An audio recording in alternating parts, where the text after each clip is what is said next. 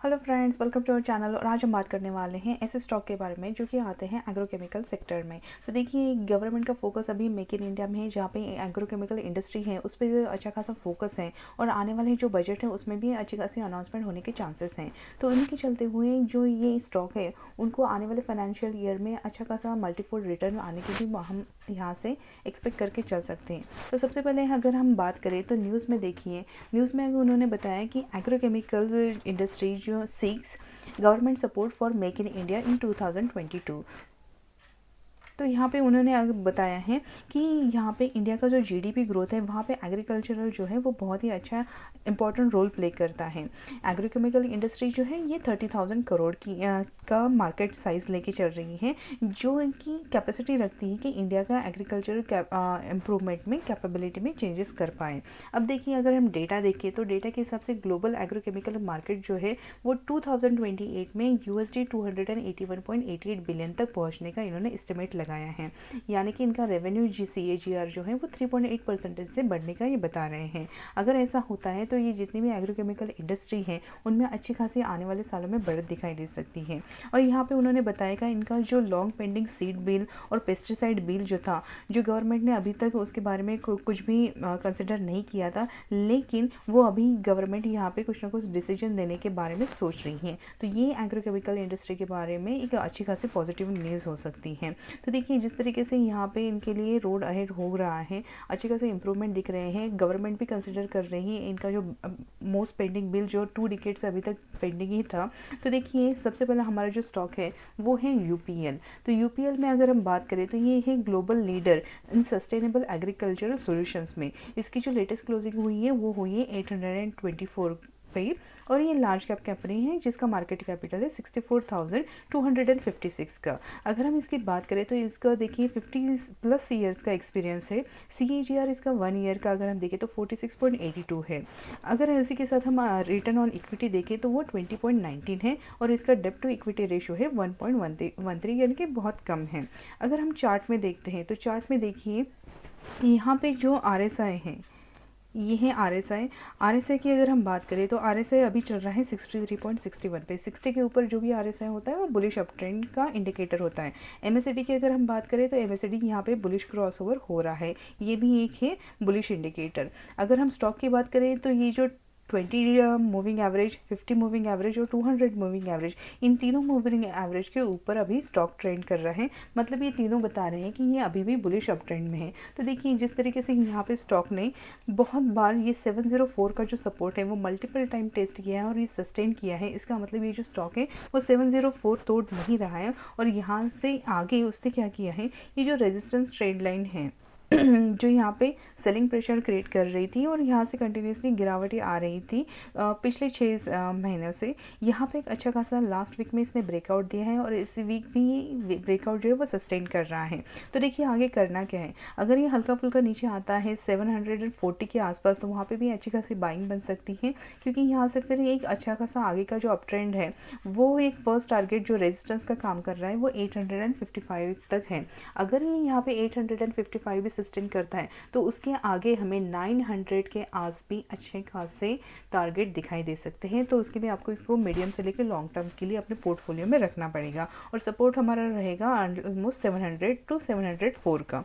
Next जो हमारा stock है वो है रैलिस इंडिया का। तो देखिए, रैलिस इंडिया जो है ये इसकी पेरेंट कंपनी है टाटा केमिकल, और जिस तरीके से टाटा केमिकल में अच्छी खासी रैली यहाँ पे चल रही है, रैलिस इंडिया भी उसको कर रहा है फॉलो। लेटेस्ट इसकी क्लोजिंग हुई है 282 पे, और इसका मार्केट कैपिटल है 5,494 करोड़ का। अगर हम यहाँ पे देखें, ये है subsidiary company of Tata chemical, और इसी के साथ ये इंडिया का लीडिंग क्रॉप केयर कंपनी में आती है। ये प्रोड्यूस करती है 10,000 मिलिटन टेक्निकल ग्रेड्स, जो कि यहाँ पे डोमेस्टिक लेवल पे इंडिया में बहुत डिमांड जो है वो फुलफ़िल करता है। और उसी के साथ में अगर हम यहाँ पे देखें तो CAGR जो है इनका 3 सालों का है 18.19% का, रिटर्न ऑन इक्विटी है 15.24% और डेब्ट टू इक्विटी है 0.03, यानी कि ना के बराबर है। अगर हम यहाँ पे चार्ट में अगर इसको देखें तो देखिए, यहाँ पे चार्ट में RSI जो है वो 65 है, यहाँ पे मतलब 60 के ऊपर है, बुलिश इंडिकेटर है। MACD जो है उसने ऑलरेडी बुलिश क्रॉसओवर किया है, मतलब ये सेकंड भी इंडिकेटर हमारा पास हो गया। थर्ड जो है हमारा जो स्टॉक जो होता है वो तीनों मूविंग एवरेजेस के ऊपर ट्रेड करना चाहिए, लेकिन अभी भी यहाँ पे 200 मूविंग एवरेज यानी कि ये जो रेड लाइन है ये अभी भी उसको रेजिस्टेंस का काम कर रही है। सपोर्ट की अगर हम बात करें तो यहाँ पे 252 का अच्छा खासा सपोर्ट है, ये बहुत बार टेस्ट हो गया है और अभी भी स्टॉक जो है उसने ये सपोर्ट तोड़ा नहीं है, मतलब यहाँ पे बन गया है हमारा बॉटम। तो देखिए सपोर्ट 252 का है और अगर हम यहाँ पे अपसाइड में देखिए तो ये जो रेजिस्टेंस ट्रेंड लाइन है ये काम कर रही है एक रेजिस्टेंस का। तो जितने बार भी यहाँ पे जाता है हो सकता है यहाँ पे भी अभी 282 के ऊपर 290 के आसपास जाके फिर से यहाँ पे थोड़ा सा फॉल दिखाई दे। तो करना क्या है यहाँ पे देखिए, जब तक ये रेजिस्टेंस जो है 300 का ये क्रॉस नहीं होता और ये रेजिस्टेंस जो ट्रेंड लाइन है ये ब्रेकआउट नहीं देता, तब तक इसमें ब्रेकआउट आगे का जो अप ट्रेंड है वो नहीं आएगा। तो एक तो अगर आपने इसमें निवेश किया है तो अभी भी आप इसमें बने रह सकते हैं, होल्ड करके रखिएगा, क्योंकि जिस तरीके से अच्छे खासे पॉजिटिव न्यूज़ आ रही हैं एग्रीकल्चर एग्रोकेमिकल इंडस्ट्री में, तो उसका बेनिफिट रैलिस के इंडिया को भी मिल सकता है। और टाटा केमिकल भी अभी यहाँ से उसने जो जिस तरीके से टर्न अराउंड दिया है और यहाँ से रिवर्सल की जो साइन दिखा रहा है सेम साइन यहाँ पे रैलिस इंडिया में भी दिखा रहा है, क्योंकि देखिए यहाँ पे 2 बार डबल बॉटम बना है, ये एक बार और ये सेकंड टाइम। तो यहाँ पे काइंड ऑफ डब्ल्यू पैटर्न यहाँ पे बन रहा है और यहाँ का अगर ब्रेकआउट ये 200 का मूविंग एवरेज जो है ये रेजिस्टेंस एक बार ये सस्टेन कर ले और उसके बाद जो ब्रेकआउट आएगा तो उसके बाद जो हमारा फर्स्ट टारगेट है वो रहेगा 335 का, क्योंकि यहाँ पे भी एक हमें एक रेजिस्टेंस दिखाई देता है। अगर ये यहाँ पे 335 सस्टेन करता है तो उसके बाद का हमारा जो नेक्स्ट टारगेट रहेगा वो रहेगा 360 का। तो ये मीडियम से लेकर लॉन्ग टर्म के टारगेट है और हमारा सपोर्ट यहाँ पे बना रहेगा 252 का। और इसके बाद जो हमारा नेक्स्ट जो स्टॉक है वो है राष्ट्रीय केमिकल्स एंड फर्टिलाइज़र यानी कि आरसीएफ की लेटेस्ट क्लोजिंग अभी हुई है 83 पे। अगर हम इसका मार्केट कैपिटल देखें तो वो है 4567 का। अगर हम इस स्टॉक के बारे में बात करें तो ये है leading fertiliser and chemical manufacturing company. इसमें 75% से भी ज़्यादा इक्विटी जो है वो गवर्नमेंट ने ली है, यानी कि यहाँ पे गवर्नमेंट इसका प्रमोटर है। ये मिनी रत्न स्टेटस में आता है। ये मैन्युफैक्चर करता है urea, complex fertiliser, bio fertiliser, micronutrient. और अगर हम इस स्टॉक का अगर पीई देखें तो वो है 7.95 हो। तो देखिए नॉर्मल जो स्टॉक जो होता है इवन 40 के आसपास 14 के पास भी हो तो भी अच्छा माना जाता है, ये तो बहुत ही उससे अंडर वैल्यूड है। तो यहाँ पे अच्छी खासी यहाँ पे बाइंग बन सकती है। उसी के साथ अगर हम CAGR देखें तो वही 55.66% का, जो कि बहुत अच्छा खासा है। रिटर्न ऑन इक्विटी भी यहाँ पे 11.46% की है। अगर हम यहाँ पे चार्ट में देखें तो देखिए चार्ट में यहाँ पे जो RSI है वो 69 यहाँ पे दिखा रहा है, 60 के ऊपर है।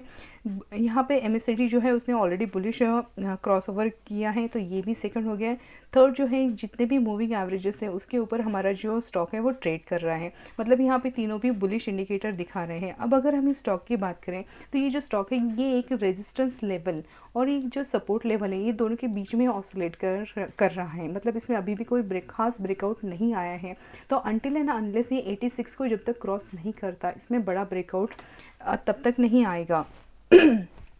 अगर आपने ये स्टॉक अगर होल्ड करके रखा है तो ये जो सपोर्ट है 70 का, देखिए ये यहाँ पे मल्टीपल टाइम टेस्ट हो गया है और ये अभी भी इंटैक्ट है। तो यहाँ पे 70 का सपोर्ट लेकर चल के जो रेजिस्टेंस है 86 का, तो वेट कीजिएगा ये 86 जैसे ही क्रॉस करेगा तो उसके बाद जो नेक्स्ट टारगेट है हमारे रहेंगे 98 के, लेकिन उसके लिए यहाँ से एक ब्रेकआउट देना बहुत ज़रूरी है।